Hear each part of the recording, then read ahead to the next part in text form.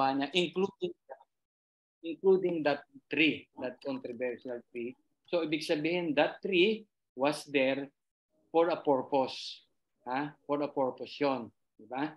So, yung chapter 2, actually, is the detail of the creation of the 6 days. Dinitalye lang yung yung 6 days, kasi on the 6 days, sabi doon ay doon na kinreate ang man, di ba?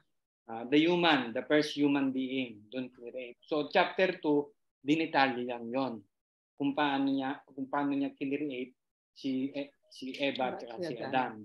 And then in chapter 3, this is the most important talaga na malaman natin na bakit natin dapat maintindihan ito, kasi kung hindi natin naintindihan yung cross, this is because of chapter 3. This is the fall of man. Ang tao ay nagkasala because of they failed to choose. They failed to sabihin, nagkamali siya ng choice. Binigyan ang tao ng Panginoon ng choice, kapares din ng ating God. Palagi siyang may choice kasi we are in the ginawa tayo in the image of God, di ba? Sabi ng Panginoon nga, I will give mercy to whom I will give mercy. So that is his choice, di ba? Ngayon naman, unfortunately, nagkaroon na nagkasala si Eva at si Adan. Doon sa garden, chapter 3, Lord. Iyan ko lang yung chapter 3. Kasi merong very important dito na verse.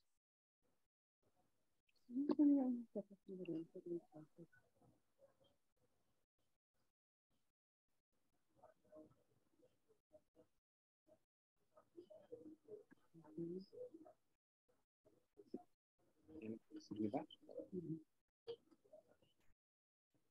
Okay. Doon na tayo sa curse. The fall ba? Ito. Okay. Okay. So alam na natin yung yung the woman, The woman saw that the fruit trees was good and bad pa. So ito na. And then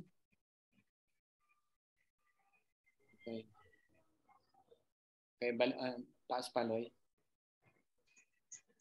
Okay, so the Lord God said to serpent. So pagkatapos ng fall, yung tatlong nandun sa garden, si Satan, tandaan niyo si Satan, the woman which is Eve, and the man which is si Adan, di ba? Tatlo lang 'yon, di ba? Tapos kinurse sila ni God. Yung tatlong 'yon, di ba? Tapos una niyang kinurse, ng curse ay yung si Satan. Sabi niya, "Cursed are you above all livestock and all wild animals. You will crawl on your belly." Ibig sabihin, gagapang ka. At hahabulin ka talaga ng mga tao. At you will be papatayin ka talaga. And you will eat dust all the day of your life. Yan yung curse. Ito yung pangalawang curse. Genesis 3:15, this is the most important. Diba? This is parang one verse short of John 3:16. Ito Genesis 3:15, di ba? Sabi niya dun kay Satan, I will put enmity between you. You is Satan, and the woman. Who is that woman? Israel. No. Si Eva. Sino? Si Eva yan. Eva. Wala pang Israel. Hindi pa established ang Israel. Kasi kausap niya rito yung tatlo lang. Di ba? Tapos, and between your offspring, and the woman in between your offspring. Yung mga galamay ni Satan. And hers, or the woman, and hers, he, dapat kasi capital he will crush your head. Ibig sabihin yon, yung sa the woman, yung seed niya, magkakaroon siya ng seed o offspring, yung isa ron, the Satan will crush your head. Sino yun? Si Jesus Christ yun. di ba? He will crush your head. So if you are head, na-crush yung head, patay ka, di ba? Tapos at the end, and you will strike his heel. And you, ibig sabihin si Satan, you will strike his heel. Ibig sabihin, masusugatan mo rin yung Messiah, pero you will not, sabihin, you will still stand. Kasi heel lang eh. Di ba? Heel lang ang ano eh. Malalaman natin yun as we go by. Di ba? So this is Genesis 3. So last time in Genesis 4 tayo, so nagkaroon na ng anak si Eva at si Adan. Kaya saan, di ba? Ang unang anak nila ay lalaki. So si Eva, nung narinig niya doon sa Genesis 3:15 na manggagaling sa kanya yung Messiah, manggagaling sa kanya yung seed, Redeemer. 'di ba? Redeemer, 'di ba? So ine-expect ni Eve na yung anak niyang panganay, yun yung magiging Messiah. And all the other woman dito sa Old Testament hanggang sa New Testament, parang yun ang iniintay nila na that seed na sila ang will be chosen. Diba? Kaya nga pagdating doon sa New Testament, ano ang tawag kay Mary? He was called what? Blessed upon. He was the blessed among the woman. So he was blessed kasi sa kanya na di ba? Sa kanya naibigay yung Messiah, yung seed na sinasabi sa Genesis 3:15. Okay. Na supposed to be, na akala ni Eve, sa kanya manggagaling. Pero sa line din niya yon, sa line. Paliwanag natin mamaya. Okay? Nag-conceive ang unang anak. Sino yung unang anak nila? Si Cain. Tapos si Abel. So, ang nangyari dito, bilisan na lang natin, di ba? Nagkaroon sila ng offering, di ba? Ang tinanggap ni God ay kanino? Kanino yung tinanggap niyang offering? Kay Abel po. Kay Abel. Why? Because of the faith. Diba? It is the faith. It is not the offering. Diba? Sabi rin nga sa Hebrews 11 verse 4, because of the faith, tinanggap ni God yung offering niya. Okay. So Cain, sa verse 5, so Cain became very angry. And his countenance fell, and the Lord said to Cain, "Why are you angry? Why has your countenance fallen? If you do well, will not countenance be lifted up? If you do not well, sin is Ibig sabihin, sinasabi ng Panginoon kay winarningan Cain, if you will not manage your anger, sin is crouching at the door. And it's desire for you, but you master it." Parang sa atin, di ba? If we cannot master our anger, sin will always kakatok lang yan at our door. Madali talaga. Sabihin, yan ang isa sa pinakaano natin yung anger yung ating sabihin, madali tayong weakness natin yan. And then Cain told Abel his brother and came about when they were in the field, and then Cain rose against Abel and his brother killed him. So namatay si Abel. It was very short. Very short lang, di ba? Ngayon you can imagine how Eve was very disappointed. Ang akala niya yung Messiah si Cain na kasi yun nga yung the first son, di ba? Yung pala siya yung first murderer. At yung second son niya na si Abel, siya yung biktima. Diba? So, ito namang ito naman si Satan will always, simula nung Genesis 3:15, magkakaroon na sila ng race ni God at saka ni Satan papunta dun sa virgin birth ni Jesus Christ. Si Satan will do anything para maputol yung line. Papunta ron sa virgin birth. Sa Christmas. Diba? Sa Christmas. Pag pinag-aralan natin tuloy-tuloy yan, maraming instances na si Satan ay puputulin niya, gagawa Yung siya ng paraan para maputol yung linya. Yung linya para hindi matuloy yung birth ni Jesus Christ. Sa New Testament nga, 'di ba? Si Herod, 'di ba? Pinapatay niya lahat ng mga baby, 'di ba? Para hindi nga matuloy. At the very end, 'di ba? Tinatry pa rin siya. So ang akala ni Satan, so since namatay na si Abel ay siya yung ibig sabihin, siya yun na yung magiging line sana, namatay naman. So Cain devised a plan, so pinatay niya si Abel, di ba? Then the Lord said to Cain, "Where is Abel, your brother?" Ibig sabihin, hinahanap, pero binibigyan lang ng pagkakataon si Cain na para mag-sorry, di ba? And namatay na, and so forth, tapos nagkaroon ng third son. Sino yung third son? Another son. Not necessarily the third, another son.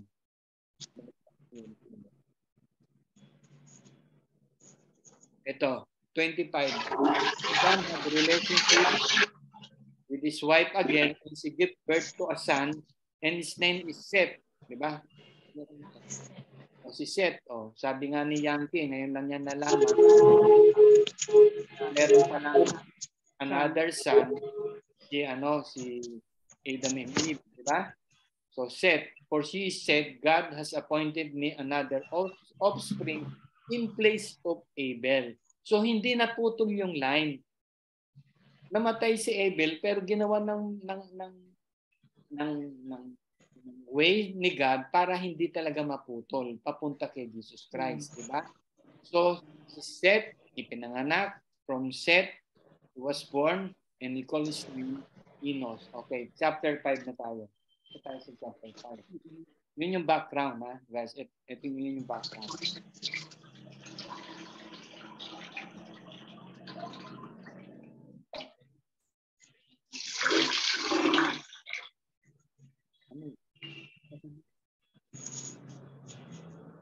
Okay, let's go back. This is the book of the generations of Adam. In the day when God... Ay, nag-start siya na? Oo. In the day when God created man, he made him in the likeness of God. He created them male and female, and he blessed them and named them. Man in the day when they were created. Nakalimutan natin pakantahin si Maricel. Oo nga pala, baka nagpa-practice si Maricel. Maricel, mamaya na, ha? When Adam had lived 130 years, he became the father of a son in his own likeness, according to his image, and named him Seth. Then the days of Adam, after he became the father of Seth, were 800 years, and he had other sons and daughters. Okay, so doon lang muna, no? So this is the introduction of chapter 5. Ito yung nagsimula kasi kaya binanggit rito, this is the book of generation. Ito yung unang generation, guys. Unang generation of the human being. It start with Adam, di ba? And then it will start with Adam, yung unang generation, tapos yung last na makikita natin sa chapter 5 is Noah. Si Noah, yun yung last man ng first generation. Kasi after ng blood, meron ng susunod, second generation na yon. Diba? So si Adam, when God created man, He made him in the likeness of God. He created male and female. He blessed them and named them man in the day when they were created. Okay. When Adam has lived 130 years. Ngayon, ito yung sinasabi ko na yung very monotonous to. Sabi nga ng mga preacher, pagdating dito, parang very boring. Kasi pare-pareho lang. May pattern yan. May pattern kasi ito eh. Para malaman natin yung pattern, I will give you an example kung ano yung pattern. Hanggang 10 kasi yan eh, guys. 10 patriarch ng first generation. 10 silang mga lalaki. Pag sinabing patriarchs, yan yung unang anak na lalaki. Unang anak na lalaki. Okay, like yung share screen. Sige. Yung kanina. Binigay ko sa iyo. Meron lang ako i-share sa inyo. Para maintindihan natin. Repetitive kasi ito eh. This one or this one? Sobrang ano eh. Ito? Ayan. Oh.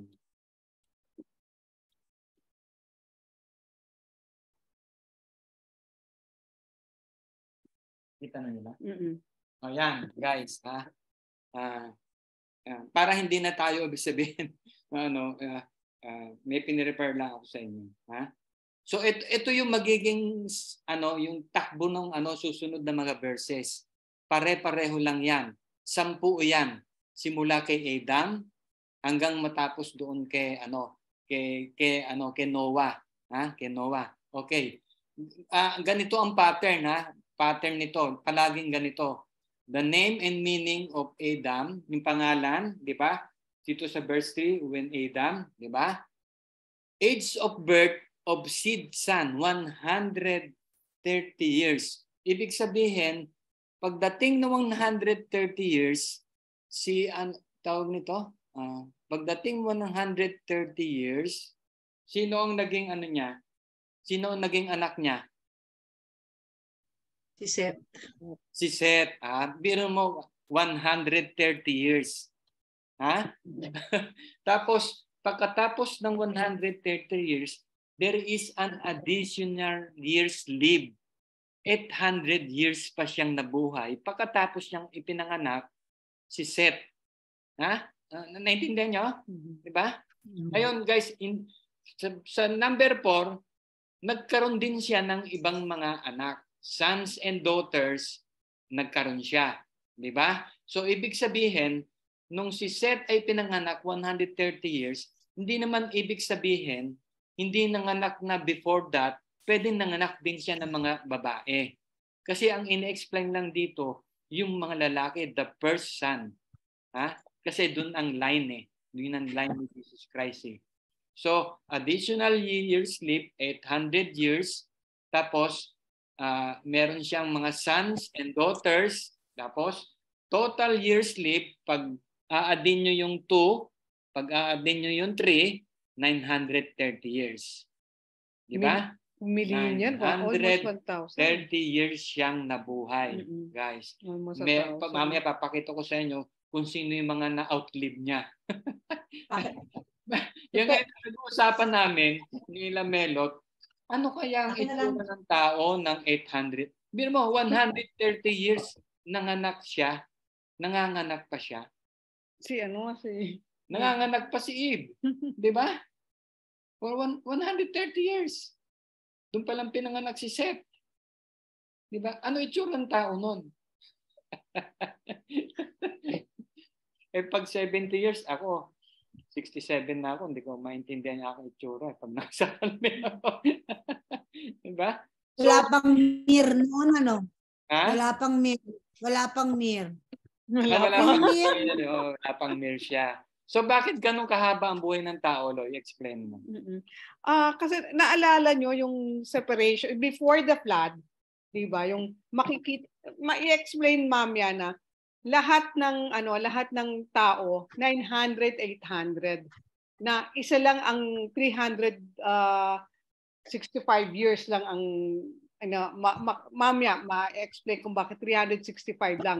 Lahat sila sobrang pinakabata na yung 365 years na ayun. Tapos yung di ba when God created yung firmament, yung water, sineperate niya.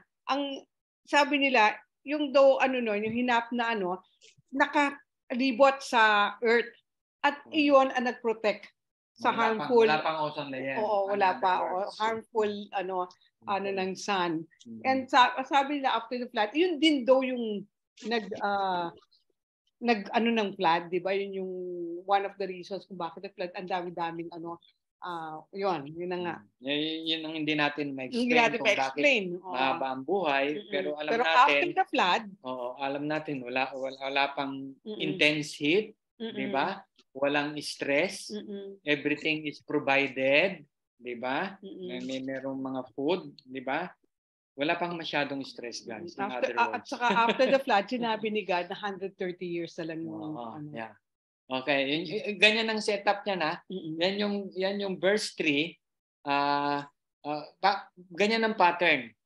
10 sila, pero pagdating ng 7, 8, 9, and 10, mababago yung pattern. Yun yung very exciting part. Okay, let's go to ano. Hindi mo yan ito? Hindi, mamaya na. Okay.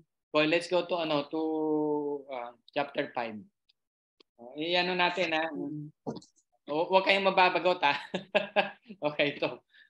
So all the days of okay.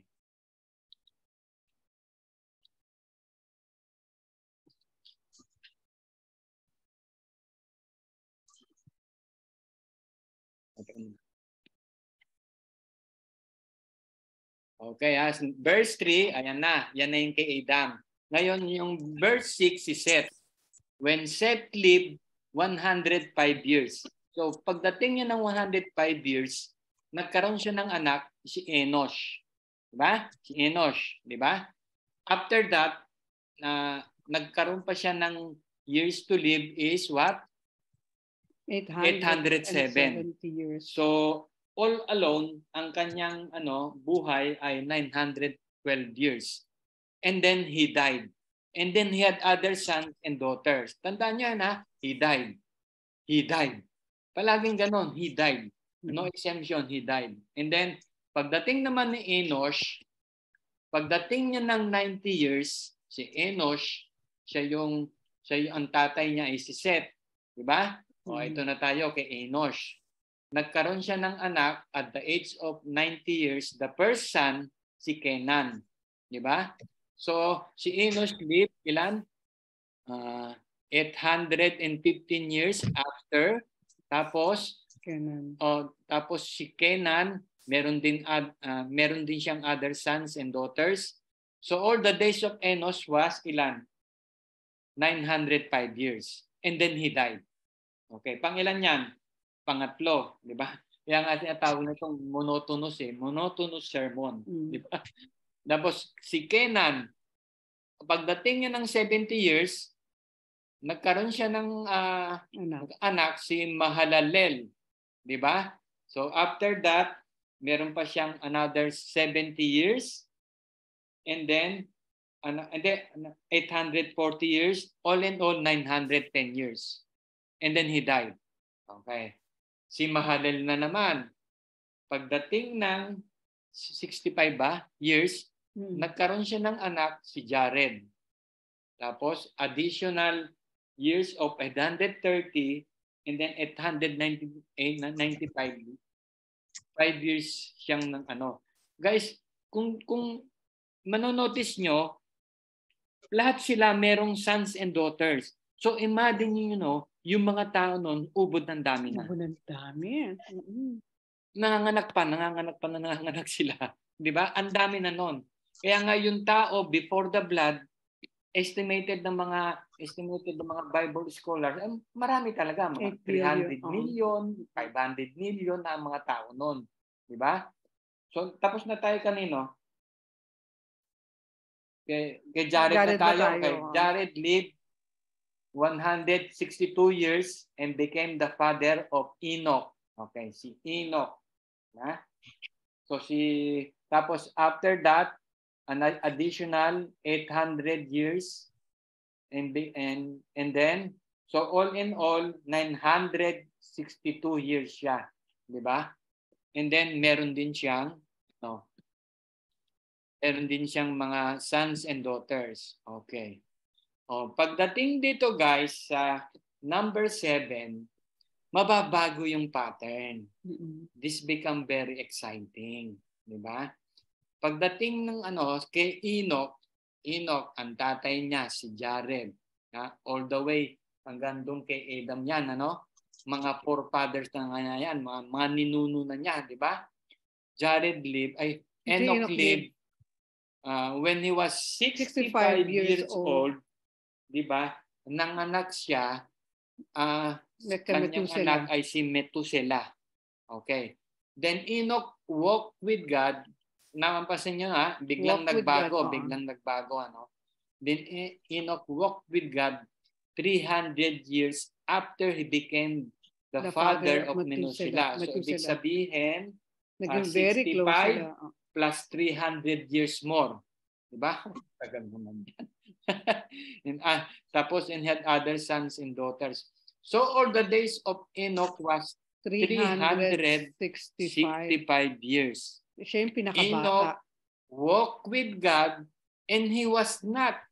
Ha? Ito yung ano ibig sabihin? Ito yung pagkakaiba, biglang nabago yung pattern. Ano yung nabago sa pattern? Yung the rest, yung 1 to 6, palaging he died. He died, and he died. Pagdating ng 7, kay Enoch, ano nangyari? God took him. Ano ibig sabihin yan? Kinuha siya. Kinuha siya ng Diyos? Yeah. Kinuha siya. Ibig sabihin, hindi niya naranasan ng ano? Death. Hindi niya naranasan. Kamatayan. Ang physical death, hindi niya naranasan. Di ba? Kay Enoch. Di ba? So why? Bakit kaya? Dahil kasama niya ang Diyos. Ganun. Because he walked namuhay. with God. Oo. Diba? At napaka-close. Ang ganda ng relationship nila. Oy, bakit ganun? Hindi. Siguro, di ba yung for 300 years, lagi sila nag-uusap. Di ba? You cannot walk with someone na asar ka. There was really a love relationship na talagang very close talaga. Yung talagang love na love niya talaga si God. And finally, si God siguro, since palagi naman tayo, why don't you come with me? Parang gano'n yung feeling ko, ha? So dahil sa napakabait ni Enoch at alam ni God yung mangyayari sa flood, he decided na hindi nilang niya ma-experience. Para diba? naalala yung mga kasabihan sa atin, di ba? Pag masamang damo ka, madali ka matagal ka mamatay. Matagal kang mamatay. Ito si Enoch, he walked with God and yet, di ba? Kasi iba yung thinking natin, guys. At saka sinabi na ni God kay Enoch. Kasi we are so engrossed in this world. Parang pag sinabing madali kang mamatay, ay, di ba? Kinuha siya kaagad.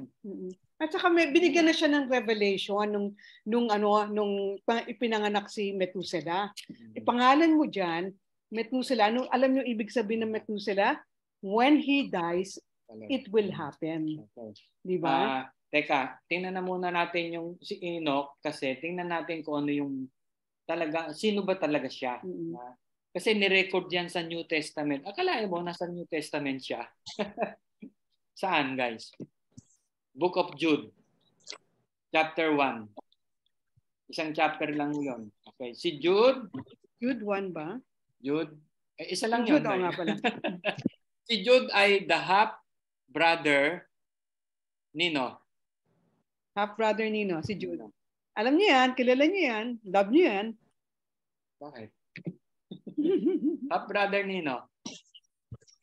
Jesus. Yeah. Kaya dapat alagay yung pattern kanina dapat pala doon sa New Testament meron ding gano'n Joseph there's a virgin birth, di ba? Then pinanganak si Jesus virgin birth and Mary and Joseph begat sons and daughters. Dapat pala meron gano'n, di ba? And they died. And they died, di ba? Ito yung ni-record ni Jude, di ba?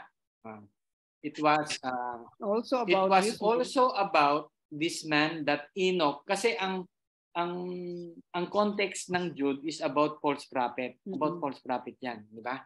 And Enoch is the very first prophet. Okay. So si Enoch pala, he is a preacher and he is a prophet. Sabi niya, it was also about this man that Enoch in the 7th generation from Adam. New Testament to, ha? Pang-7 talaga siya. Di ba? Bilangin natin. Si Adam, si Seth, si Enoch, Enosh, si Kenon, si Mahalel, si Jared, pang-7. Si Enoch, ito, tama yun. The 7th generation from Adam.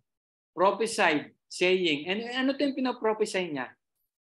Pakibasa, Loy. Behold, the Lord came with many thousands of his holy ones to execute judgment upon all and to convict all the ungodly for all their ungodly deeds which they have done in an ungodly way, and of all the harsh things which ungodly sinners have spoken against him. Ano to? Ito raw yung during the time of Enoch, ito yung kanyang pinrophesy. Mm-mm. Behold, the Lord came with many thousands of his holy ones. Ano yan?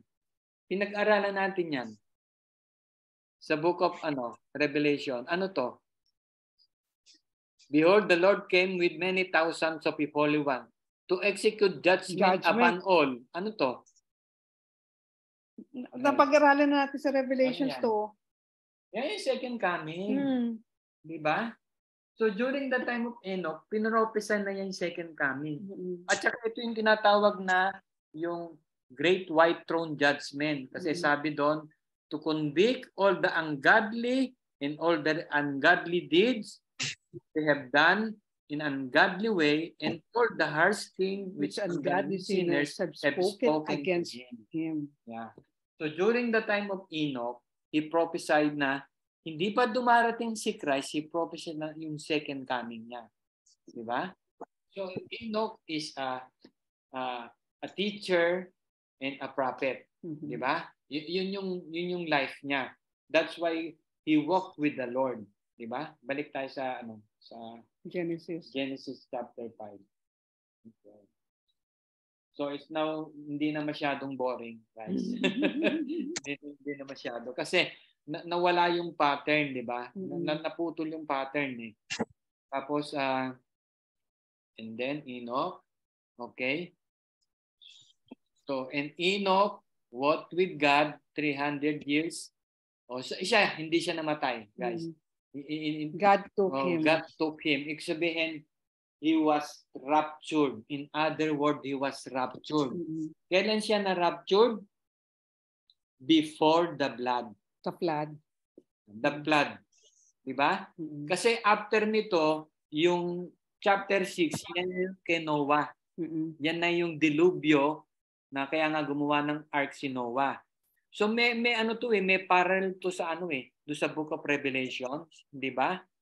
Bago magkaroon ng 7 years tribulations, ni-rapture na ni Christ ang lahat ng mga believers. Di ba? Na ano yun? Merong parallel. Ito ganito rin. Si Enoch, hindi niya madadanas. Why? Because he lived he walked with the Lord, hindi niya dadanasin yung darating na dilubyo, yung flood kay Noah. Mapag-aaralan natin yan. Okay. Ito naman nga yung anak niya, Methuselah, live 100. Pakibasa nga pakibasa Tessie, pakibasa. Yung 25. 25. Methuselah lived 187 years and became the father of Lamech. Okay. Then Methuselah lived 782 years after he became the father of Lamech, and he had other sons and daughters. 27. So all the days of Methuselah were 969 years, and he died. Di ba? Nabalik na naman uli sa nabalik uli na naman sa pattern. Doon lang sa kay Enoch, doon nabago. Now, ito Methuselah ang tawag niyan, meron siyang Hebrew ibig sabihin niyan, yung kanyang pangalan. Ang ibig niyan, ano ibig sabihin? When he dies, it will happen. When he died, it shall be sent. Ang ibig sabihin niyan, habang si Methuselah ay buhay, hindi magkakaroon ng flood. Oo. Pero pag siya ay namatay, it will happen. Di ba? Okay, I explain to you. Yung ating I explain to you. Di ba? Okay. May i-share lang sa inyo. Teka, sandali ha.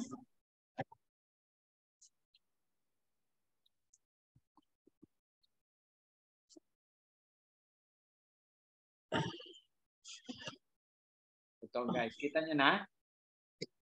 Ha? Klaro ba? Guys, kita nyo? Klaro ba, klaro? Yan. Oo. Ito yung Yeah. genealogy. Apat. Ito yung binasa natin kanina, genealogy niya. Una si Adam, di ba? 930 years. Yun, at pagdating ni Adam ng 130, pinanganak si Seth. Ayun, nakita niya yung pangalawa, di ba? Then si Enoch and so on. Pagdating kay Enoch, guys, tingnan yung graph. Ang liit. Di ba? Siya yung maikling buhay. Di ba? Sa earth. Sa earth. Pero hindi siya nakaranas ng physical death. Ha? Hindi siya nakaranas ng pain, hindi siya nakaranas ng namatay, hindi siya hindi siya na ospital. Actually. Pinakamaliit na nilagi sa earth. Oo. Yeah. And then ito naman si Methuselah, right after that, siya naman yung pinakamahaba. Guys, tingnan niyo sino yung na-outlive niya. Na-outlive niya yung anak niya, halos si Lamech. Di ba? At dito, pagdating nung kay Noah sa baba, guys, ginagawa pa lang yung boat, buhay pa sa Methuselah. Naintindihan nyo? Ha? That's why nung pag si Methuselah, ang ibig sabihin niyan ay when he dies, it shall be sent. Magkakaroon na ng blood when he dies. Di ba? Kasi prophetic nga eh. Kaya yun ang pinangalan ni Enoch kasi prophetic nga si Enoch eh. Di ba?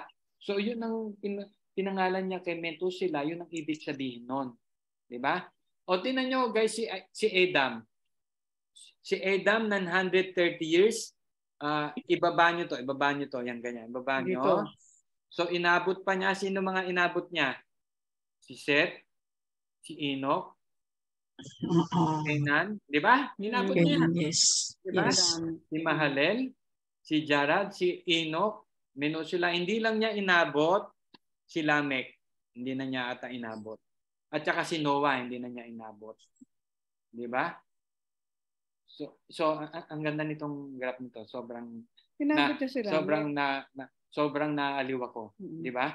So ito, tingnan niyo habang binabasa natin to, yung genealogy niya, sons and daughters, nagkaroon sila ng mga anak. So from Adam at pagdating kay Noah, yung Noah, yan yung last ng generation, the first generation. Guys, the first generation natatapos kay Noah. Di ba? So lahat ng mga tao dito,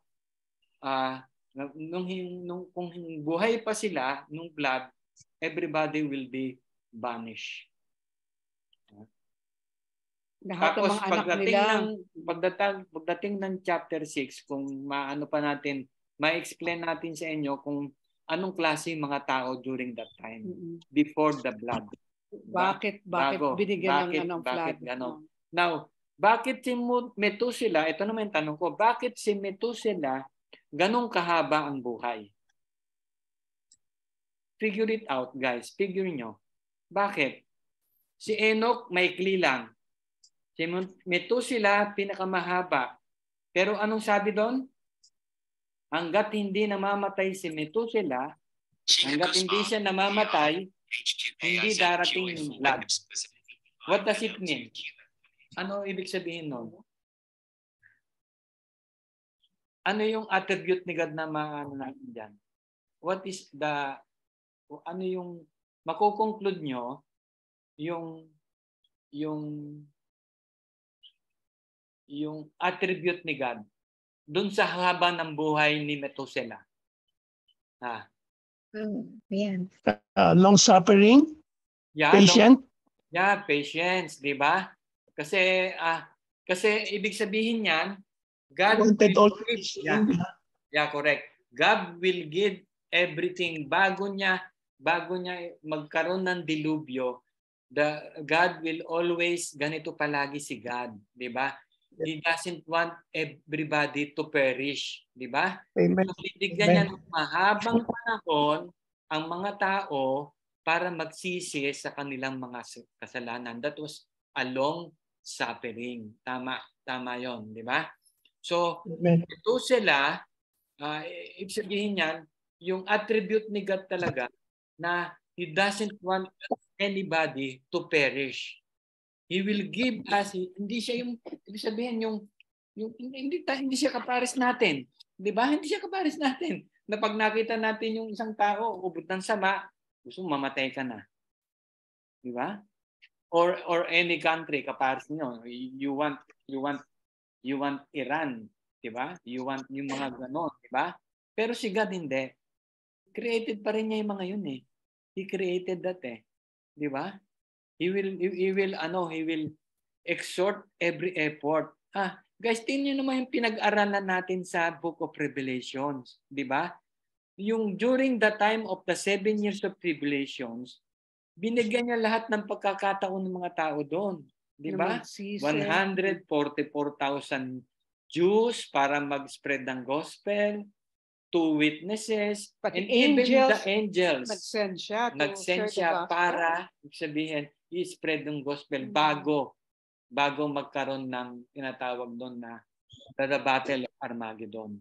Di ba? And then, meron pa siyang 1,000 years. Di ba guys? Binigyan pa ang tao ng mga 1,000 years.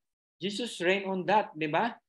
During those 1,000 years, binigyan pa rin sila ng pagkakataon para magsisi. Yung mga new, yung mga bagong yun yung ibig sabihin ng 969 years. Lahat pa lang ito, guys, may meaning. Hindi lang yung babasahin lang natin. Halimbawa, we go to a thorough reading ng Bible, babasahin mo lang yan. Pero lahat pala yan may meaning. Hindi ilalagay yan sa Bible kung walang meaning yan. 'Di ba? May patutunguhan yan eh. Balik tayo sa chapter 5.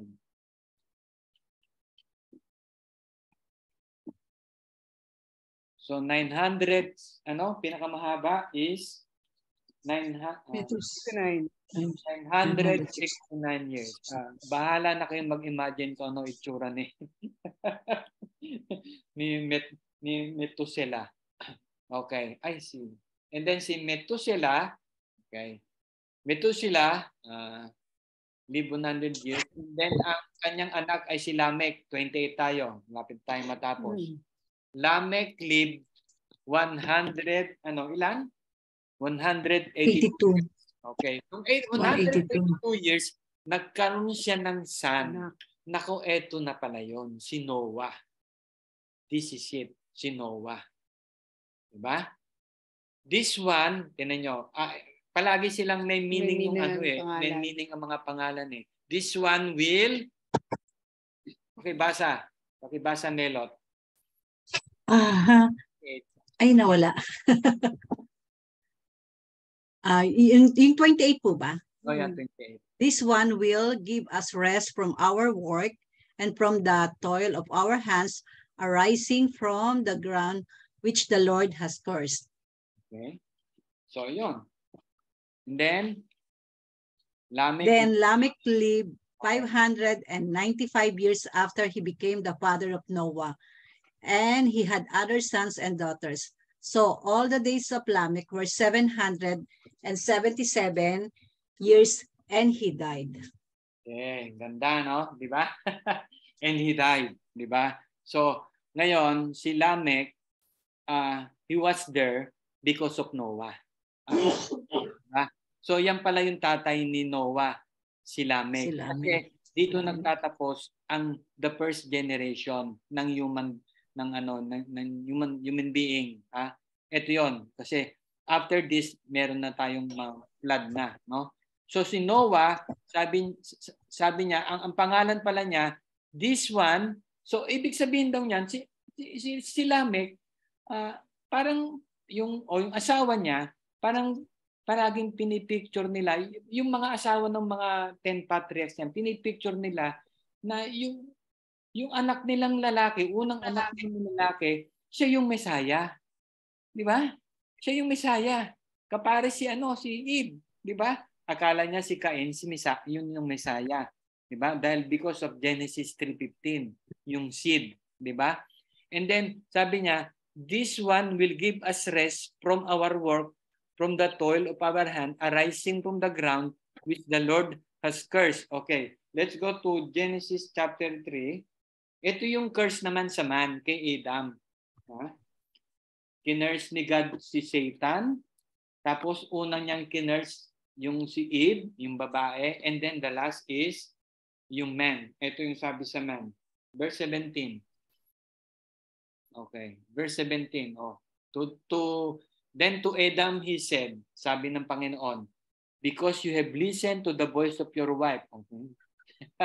Kasi ano ka yung tawag doon, yung palasunod ka sa iyong wife. And have eaten from the tree about which I commanded you. Alam nyo ba na yung kumanda, wag mong kakainin ito, ibinigay niya kaninong una? Kay Adam. Hindi pa buhay nun si Eve. So Eve got it second hand kay Adam. Okay? You shall not eat from it. Inulit pa ng Lord. Curse in the ground because of you. In toil you will eat of it and all the days of your life. Sabi niya, both thorns and thistles shall grow for you and you will eat the plants of the field. By the sweat of your face you will eat bread. And then you return to the ground. We're taken for our dust in the dust. Ito yung sinasabi rito sa dust and to dust you will return, yung death. So tingnan natin sa chapter 5. Ito yung sinasabi ng pangalan, meaning ng kwan ni Noah na ibinigay ni Lamech, na gusto kasi ni Lamech na akala niya ito yung Messiah, di ba? This one will give us rest. Sabi niya, ito yon. Ito si Noah will give us rest. Mawawala na yung curse na tayo ay yung hindi na magtatrabaho, 'di ba? Hindi alam ni Lamech, hindi si Noah, 'di ba? But from his line. From his line. Pero hindi kanya pa. Ha? So all the days of the Lamech were 777 years and he died. 'Di ba? So ang layo pa, 'di ba? So at least again, parang maglalaro lang isipan natin, Lamech was disappointed. 'Di ba? Just like Eve or just like si Adam, they were very disappointed. Akala nila kay Abel, kay Adan, ay kay Cain at saka kay Abel ba? Okay. Okay. 32. Dito tayo magwawakas. Noah was 500 years old. And Noah became the father of Shem, Ham, and Japheth. So ito yung when Methuselah, balik tayo doon kay Methuselah. When Methuselah, 'di ba? Inabot pa niya si Noah. So mga 850 years mga nung 850 years old pa si Methuselah, ginagawa na niya yung boat ni Noah, na yun yung magse-save sa mankind. So after this, guys, nung chapter 6, doon i-explain kung bakit na ni-wipe out ni God ang the whole yung the whole except for 8. Oo, except for the 8. And then Noah was 500 years old and Noah became the father of Shem, Ham, and dito na, guys, meron siyang tatlong ito yung nabuhay di ba? Nagka-blood, natapos na, di ba? Natapos yung blood. So ito na yung kanyang mga anak, si Shem became the father of Shem, Ham, and Japheth. Shem, kasama niya Ham, sa boat. and Japheth. So kasama yan sa boat. Kasama rin yung kanilang mga asawa. So from Shem, Ham, and Japheth, yan yung susunod na second generation. But yung the first generation after the flood. After the flood. Okay. So tingnan nyo sa Luke chapter 3. Meron akong po-point out dito. Isa sa mga anak ni Noah.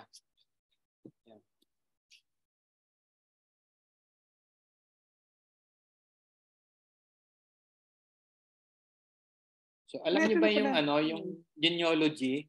Yung genealogy sa sa New Testament, dalawa yan eh. Matthew lang at saka si Luke. Yung genealogy sa Matthew, nagsisimula siya kay Abraham, papunta kay Jesus Christ. Ito si Luke, hindi. Nagsimula siya kay Jesus Christ, papunta kay Eve. Ay, papunta kay Adam. Tingnan nyo ha. Okay. Hindi pa. Layo pa. Ayan, yan. Guys, tingnan nyo yung verse 23. Ha?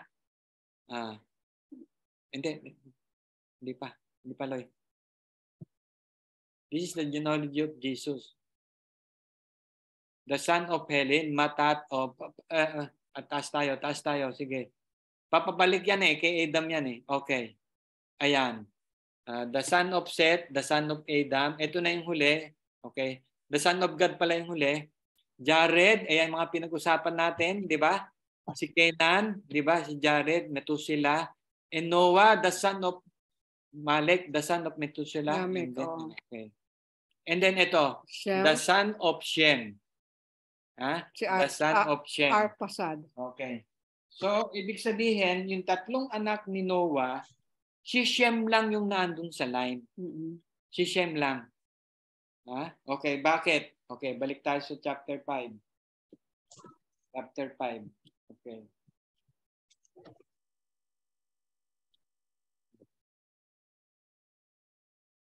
So, actually tapos na tayo pero meron lang akong explain sa inyo.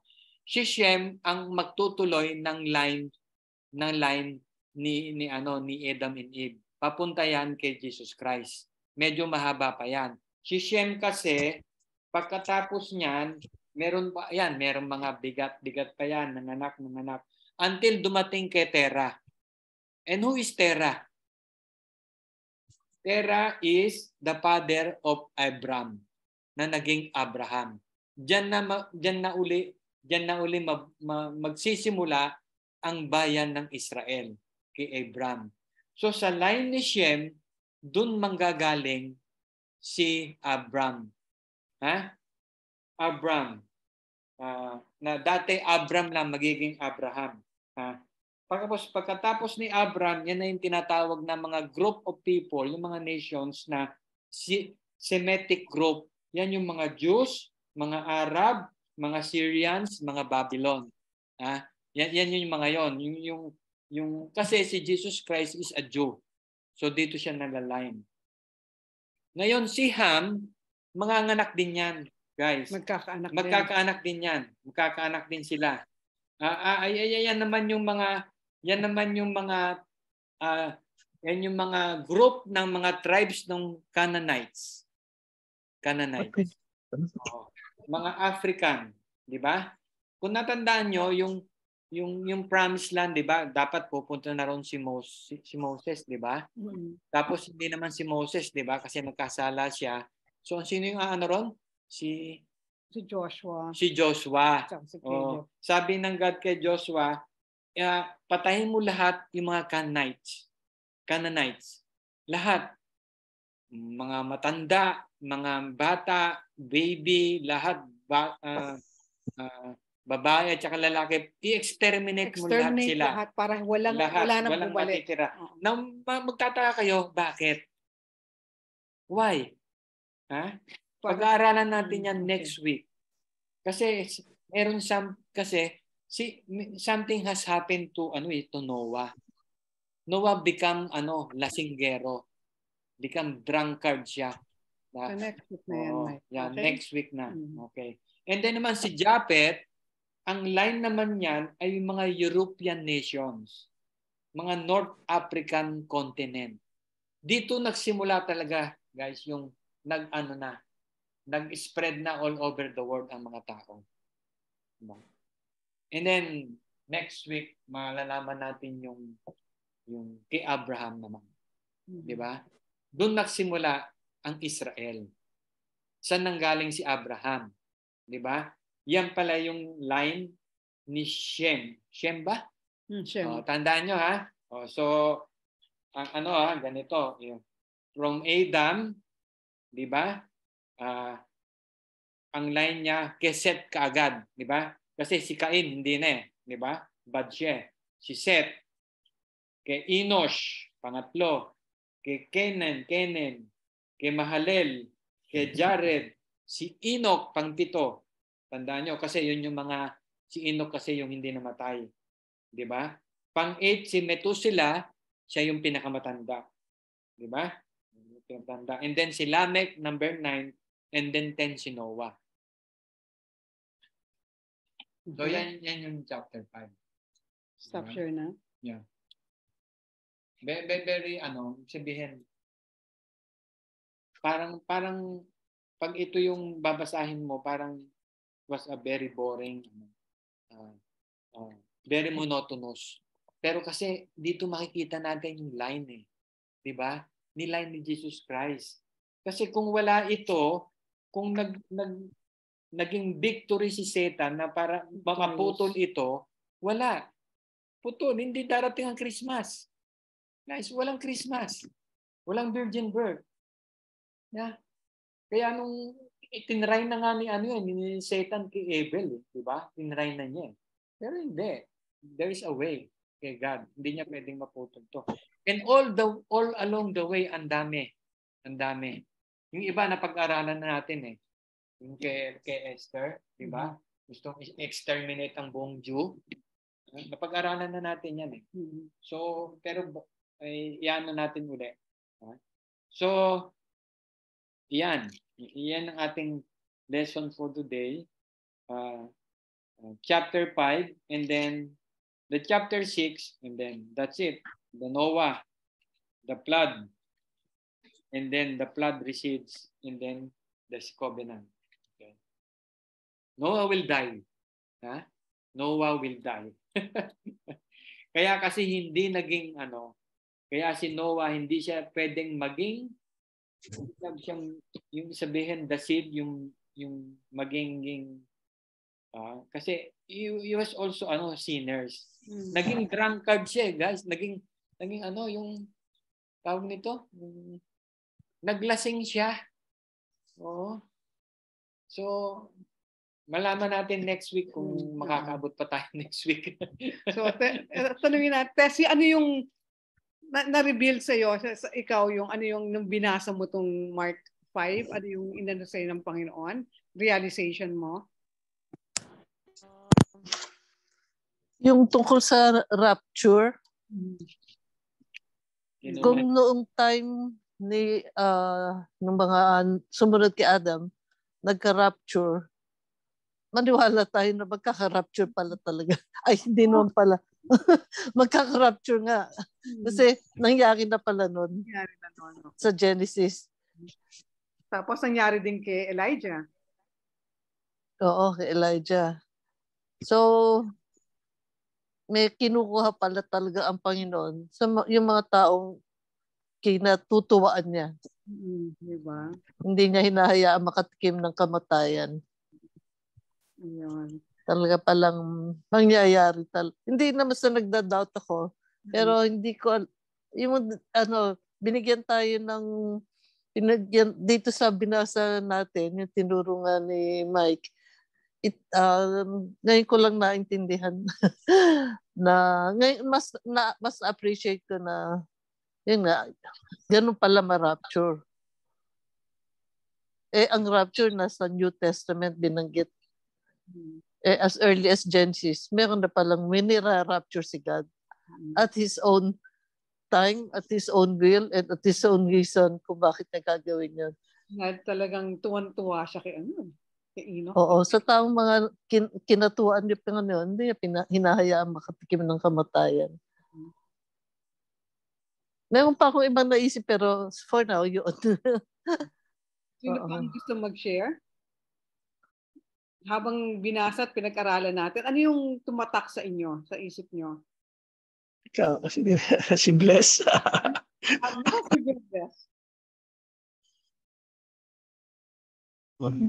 Hello. Yeah. This is Joey pa. Yeah. Kasi yung natutunan ko dito, like Enoch, we need to walk with the Lord every day of our life. Para, siyempre, nakalagay nga dito, Enoch walked with God. Then he was no more to be found because God took him away. So likewise, ganun din tayo. we need to walk with the Lord every day by reading His Word, di ba? Every day. Morning and evening, di ba? Para meron tayong pinaghuhugutan ding lakas. Kaya right now, marami akong natutunan dito sa chapter 5 na diniscuss ni Sir. Napakaganda, no, na yung lineage ni Jesus dito nanggaling dito sa chapter 5, no. Even si Noah, yung tatay niya si Lamet, hindi siya isang mabuting tao kasi may marami siyang pinatay. Pag binasa natin dito sa chapter 4, makikita natin dito, Lamet married 2 wives, one named Ada and the other Sheila. Tapos dito pinagmalaki niya yung may pinatay siya Meron siyang pinatay dito So pinagpalaki niya yon. So dito din sa chapter 4 makikita natin yung first polygamy. Doon na mention yung asawa niya Nagkaroon siya ng 2 asawa dito sa chapter 4. Makikita natin, from the line of Cain, talagang nothing good has come. Yes, Si Joey. Joey kasi, 2 ang Lamek. Hindi, sinabi niya. Diba, no? 2 ba yun? Lamek sa line ni Cain, Lamek sa line ni Seth. Diba, no? O, teka, lo yung ating yung dati nating, meron, okay lang, papakita ko sa iyo yung yung meron, hindi ko alam yung line ni teka. Meron kaming share last week. Hanapin ko pa.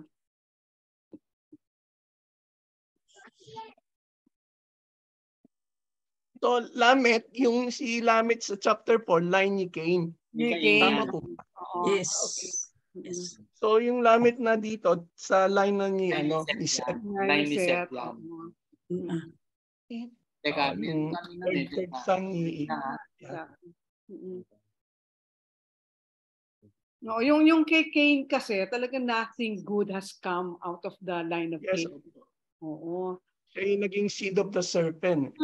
Saka, isipin mo the first man, Adam, had a son who was the first murderer, and he killed, di ba, first murderer siya, yung first na namatay is the second son, si Abel naman. How depressing. Depressing kay Abraham yun, lalo na kay Eve. Ang sakit-sakit no. Abraham? Sorry. Kay Adam yun. Ang sakit-sakit kay Eve, di ba? As a mother na yung mga anak mo, first murderer. Tapos, may mga anak na sina Adam and Eve noon. So, takot si Cain na patayin siya at ipaghiganti siya nitong mga ibang anak kasi nga mabait si Abel. So talagang inano siya ng Panginoon na hindi ka papatayin itong mga ito because ang iaano ko sila 77 ba? Ano yung Mike? Yung inano siya na 70 na hindi siya basta merong yung ano yung 77 sabi mo? Basta pinrotect din siya na hindi kung sino may curse na mangyayari doon sa papatay kay Cain. Kaya lang naging wanderer siya. Reckless wanderer. Yun kasi umalis siya in the sight of the Lord. Hindi siya pinaalis ng Panginoon sa pero umalis siya. Ayun. So ito yung ito yung line ni Cain Pagkatapos ni Cain, meron din siyang Enoch. Enoch. May anak siyang Enoch. Ginawa nga niyang city yun Dito sa verse 17, Enoch, then Cain found a city which he named Enoch after his son. May Enoch din siya, di ba? Enoch has a name Irad. Susunod, di ba? Kay Irad. And then Irad became the father of Mahuhahel. Di ba? Mahuhahel became the father of Methuselah. And then Methuselah became the father of Lamech. Yung napakayabang na si Lamech. Ibang Lamech to. First polygamy. Lamech in first the adulterer. Lamech in the line of Cain. To. Sino pa may gustong i-share? Thank you, Ana. Thank you, Joey. Thank you, Joey. Thank you.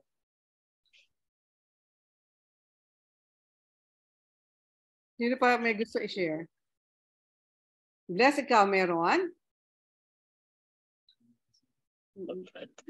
Wala muna. First time, this is my first time ever na mag-attend ng Bible study. And yeah, my very, very first time. So, ano muna ako? Listener. I'm just going to be just a listener for a while and trying to internalize whatever is happening. Okay. Salamat. Mm-mm. Thank you. Thank you. Hi guys, please welcome my classmate in high school, si Reyna. Hi, Reyna. Oo, ganda naman. Hello po, Ma'am Reyna. Mm-mm. Hi, Reyna. Reyna. Rehencia. Okay. Mm-mm. Hello. Welcome to the group. Grace, Marlon. Hello po. Hello po. Hello. Ay, teka muna, magpicturean muna tayo. Tapos may ha?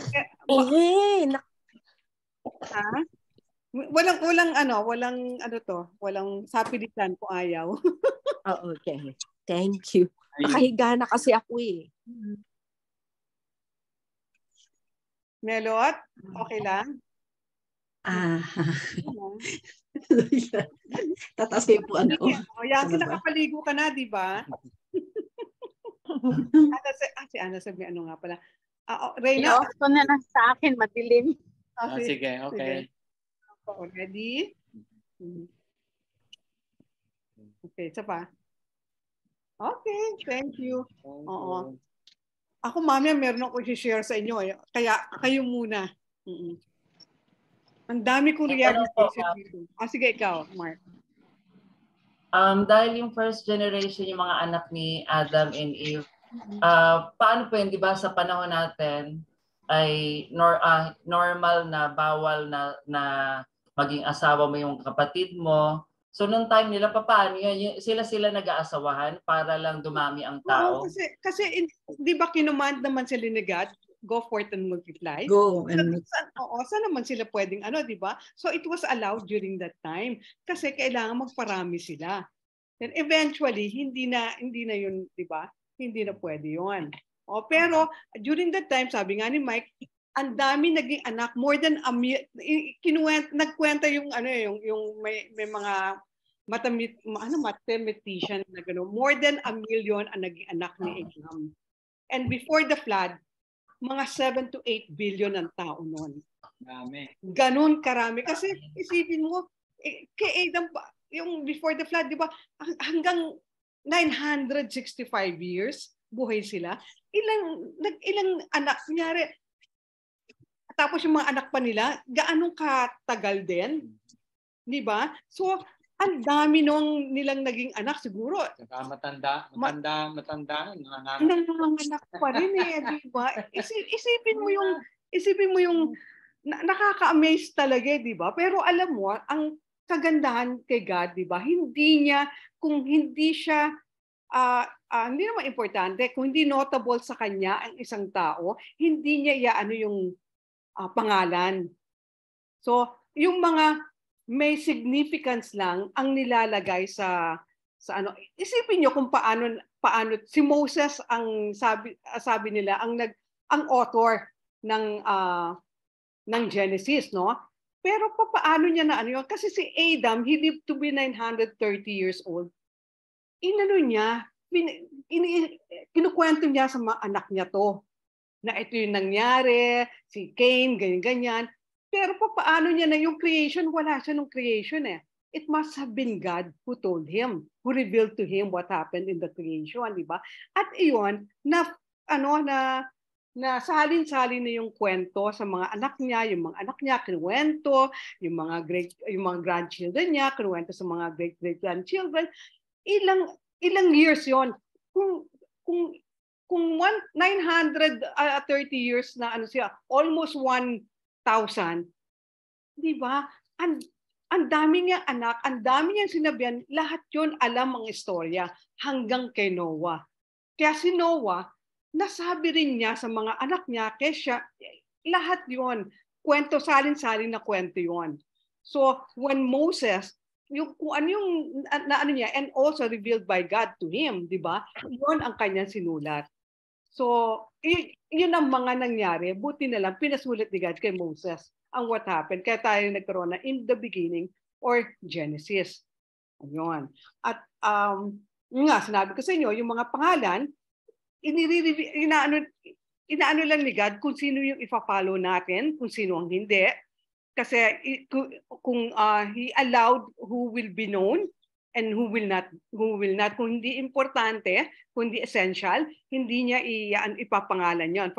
From Adam to Seth, may mga pangalan na mga binanggit sa atin because yun lang ipa-follow natin. Yun lang ang may significant.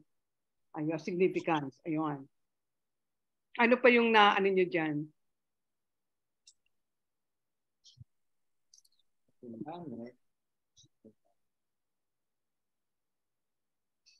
Haba ng buhay ng tao, no? Ilan yung mga naging anak nitong mga 930 years old na to, 877, 777. Ilan yung mga naging anak nila. So, yun yung ano kami ni Mike nung binabasa namin. Kasi yung first reading namin ito, yung first time ko na read yung Bible, hindi ko naiisip yung mga yan. Diba? But when you read, kasi kami, when we study, we read and read and read. Ilang beses na namin binasa itong week na to. And God has been revealing a lot of things to us. Yun. That's it. Yes, anything pa. Oo. Yes, Mark, ano pa yung mga naano mo?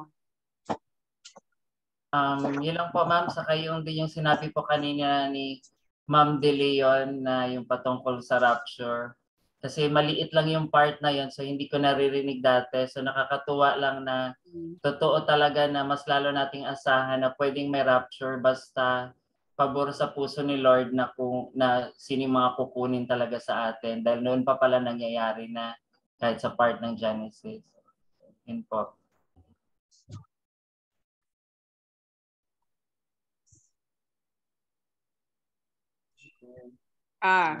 Teka, baka meron si MJ, meron kang gustong yung mga mo na tutunan mo ngayon?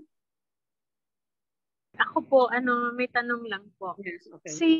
Si Enoch po ba, blameless din po siya?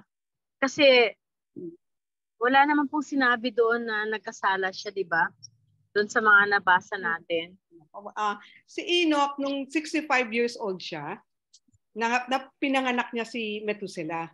At yung understanding was God revealed to him that there will be a great flood. When Methuselah will die, it will happen. Kaya Methuselah ang pangalan.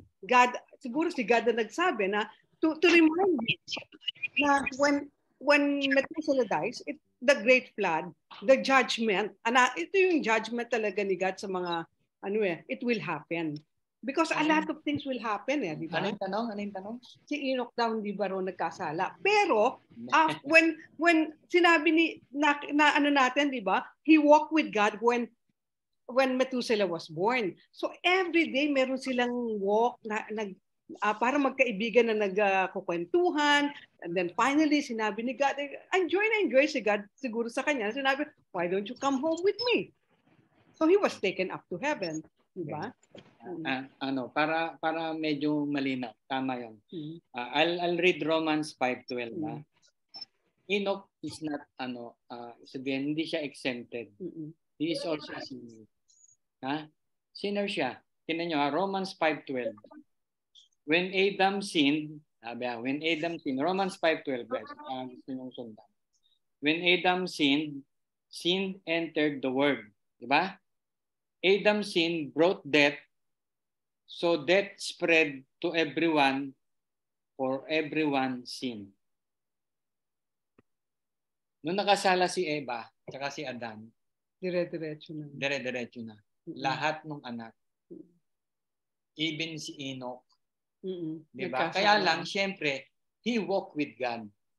Natuwa diba? si God sa parang kanya. sinabi ni Jesus, dapat tayo ganon. We have to walk with God. Joey, Pero hindi sinabi doon, he is sinless. Hindi. Hindi sinabi yon. Kasi galing pa rin siya sa seed ni Adam and Eve. Di ba? Lahat ng pinanganak, simula kay Adam and Eve, sabi dito sa Romans 5:12, di ba? Sin entered the world, Adam's sins brought death. Death. Si Enoch, kasi siguro ang sabi ni John, hindi niya naranasan yung physical death. Di ba? Hindi lang niya naranasan yung physical death. Di ba? Hindi ibig sabihin he is not a sinner. Hindi na niya naranasan magkasakit, hindi niya naranasan sa ating sabihin sa ating mundo ngayon, di ba? Hindi siya na dialysis, hindi siya nadala sa ICU, di ba? Hindi niya na-experience yung pain. Pero ang nakakatuwa, 900 plus, walang nagkakasakit, di ba? Walang namatay sa sakit. Wala akong nabasa na ganun eh. But he died siguro, hindi sinasabi kung bakit namatay. Kaya guys, kaya yung si Jesus Christ, hindi siya pinanganak sa line, hindi siya pinanganak sa seed ni Joseph. Kasi si Joseph, nasa line din siya ni Eva and Eve, di ba? Nasa line siya eh. Kaya he was born by what? By the Holy Spirit. Hindi sa seed ni Joseph. Pag sa seed ni Joseph yon, makasalanan yon. Nagets nyo? Nagets nyo? Di ba? Yun ang reason kaya there is a virgin birth. That there was a virgin birth talaga. Kasi hindi siya pwede sa line ni Joseph. Sa line, lahat ito makasalanan. Inaano lang dito ng genealogy, yung di ba yung Genesis 3:15, that woman, di ba, sa line ni Eve, doon manggagaling yung Messiah. Ang layo, di ba? Ang haba. At the right time, di ba? At the right time, di ba? Kaya alam ni yon, alam ni Mary, alam ni Mary ng mga Hudyo yan. That's why talagang tuwan-tuwa siya nung yung angel nagpunta sa kanya, di ba? So nagpunta pa nga siya sa pinsan niya, kay Elizabeth. Chinika kaagad. Chinika niya, di ba? Ni Marites. Minarites niya. At saka pinoprotektahan yung panganak niya, yung di ba? Yung si King Herod, sabi niya papapatay niya lahat ng mga babies, di ba? Babies ba? Ganun, no? No, may pumuntang angel. Bumunta kayo sa Egypt, umalis kayo diyan. Ano kayo sa Egypt? So pinipreserve talaga ni God. Yung may balot na. May balot na. Kasi Marlon Beck, may tanong yan, I'm sure. May balot kay Malot. Nasa kwarto kasi ako nung bunso ko, malapit sa bintana. So rinig si Balot. Marlon, malapit na tayo sa line. Di ba minsan tinanong mo, saan galing ba si Abraham? Di ba? Yan yung galing dun sa anak ni Noah, si Shem. Tapos all the way, merong darating yung tatay ni Abraham, si Terah. Si Terah, anak niya, si Abraham. Doon nagsimula. Nagsimula na yung Israel, yung mga Hebrew. Ay, may tanong daw sa Ako, Loy. Sige. May tanong si Jesse. Binanggit ni Mike na si Satan hindi titigil hanggang hindi sana niya maputol yung line para hindi mapanganak si Jesus Christ. Ang ano ko dito, what pride can do, parang hindi niya makita sa sarili niya is a created being. Hindi, parang talagang yung pride niya, tinutumbas niya ang sarili niya kay God, na bakit hindi ba niya na-realize na hindi niya kaya si God? Pero nandun yung attempt niya na yun nga, yung to try to compete. Yan, compete with God. Hindi niya nakikita, wala siyang, hindi, he cannot. He's created being lang siya eh. Nakikipag-compete siya and trying to with the Creator, who is God. Pero hanggang ngayon, di ba, nakikita natin ang surroundings natin, pasama ng pasama ang mundo. So, yung sinasabi na, yung sa Revelation na, yung mga angels pinadala ni God, nag-overtime na si Satan kasi alam niya, maikli na lang panahon niya. Yeah. Kaya, ang mga